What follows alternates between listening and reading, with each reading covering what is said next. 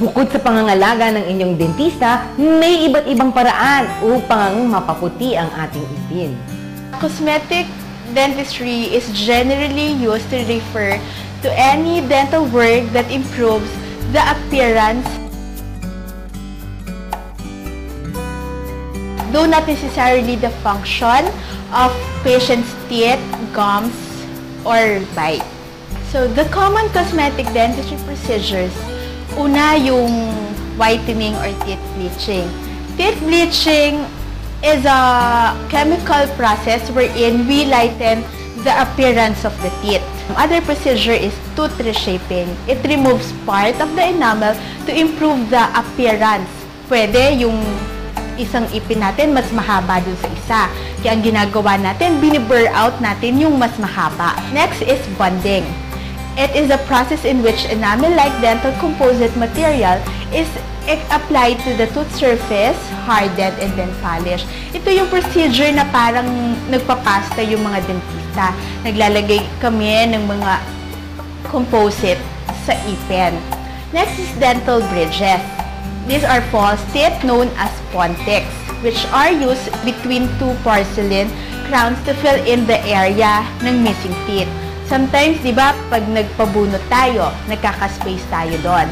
So, itong dental bridges, ginagamit para ma-fill yung space nun. Pero, yung dalawang ipin sa gilid nung binunutan, pine-prepare natin into a smaller tooth. Next is veneers. These are ultra-thin, custom-made porcelain laminates that are bonded directly sa ipin natin. Para ito sa mga severe discoloration ng ipin and also to close the gaps ng mga ipin. Next is gum lift. It is a cosmetic dental procedure that raises and sculpts the gum line. The procedure involves reshaping of the tissue or underlying bones to create appearance of symmetrical teeth.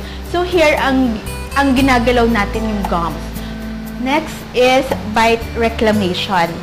In these cases naman, yung mga pasyente na due to excessive wear na lahat ng ipin nila nag-wear na, nabawasan na.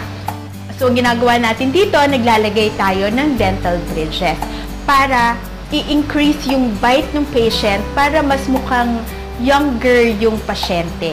Cosmetic dentistry, primarily, ang nagagawa nga nito is yung pagpapaganda ng ating ngipin, which is really important for our self-esteem na pag ngiti natin, maayos yung ngiti natin.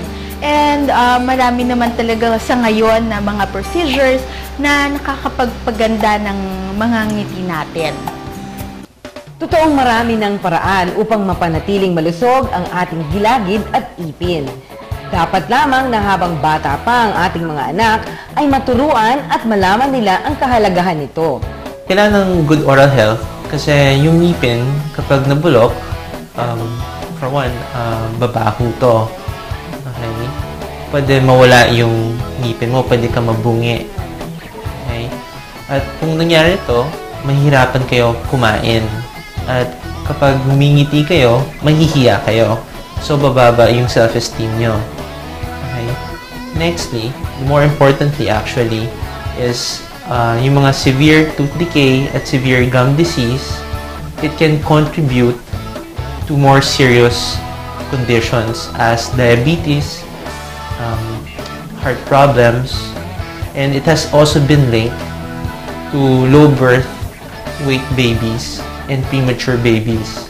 Sa aming pagbabalik, ano-ano nga ba ang mga dapat gawin upang mapanatiling malusog ang ating ngipin at gilagid?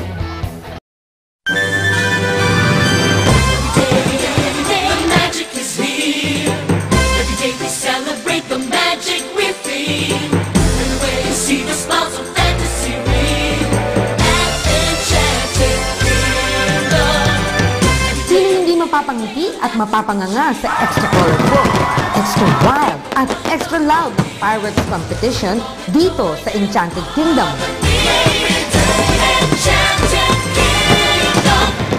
Naging makulay ang buong kalangitan ng Santa Rosa, Laguna nang magsimula ang Grand Finals ng Asian Sky Wizardry Fireworks Competition.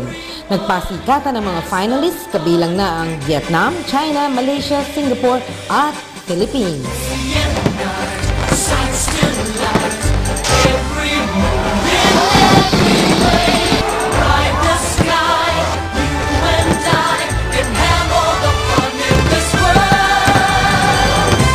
Halatang hirap ang mga judges sa higpit ng labanan. So it will be very interesting, especially with the participation this year of China, na alam naman natin yung gunpowder sa China nang galing, yung fireworks magaling sila. So I can't wait to see it later. Gusto ko sana manalo lahat eh. Kasi it's a different interpretation of a song eh. Of my song. Nangyayari, visual yung interpretation. So napakahirap talaga with the colors and... But for sure, meron mananalo. Sa mga pinakaunang segundo pa lang, kung swak ba ito o hindi eh. And so far, nakaapat na, talagang nakikita mo kagad yung grading ng apat na yun. So, iniintay ko na lang yung huli. Tingnan natin kung masyombag ako.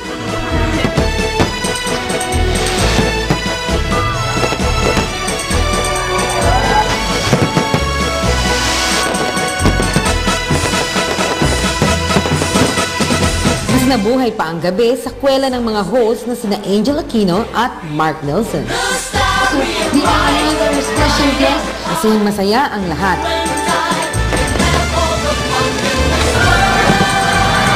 Matapos ang 4 na oras ng makukulay at pabonggahang fireworks, nakuha ng China ang second place. First runner-up naman ang Philippines. At sa Grand Champion, nakuha ng Singapore ang trono mula sa Sky Glitter ng Bulacan na nanalo noong nakarang taon.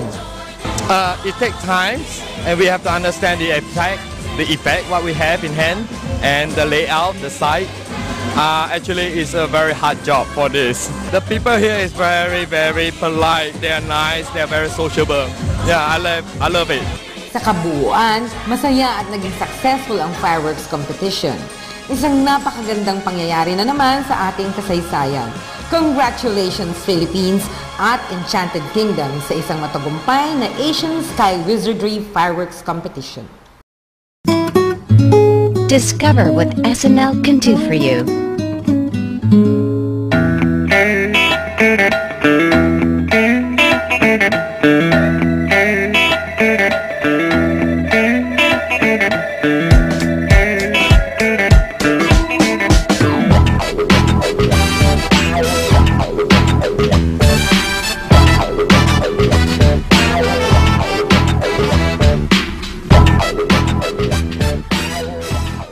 Memory loss, signs of aging, weak immune system. Sa bilis ng panahon, hindi mo namamalayang naaabuso na ang iyong katawan. Buti na lang may Circulant 4-in-1 with 4 herbs na tumutulong para sa overall good blood circulation. Ginkgo biloba that aids in enhancing memory and concentration.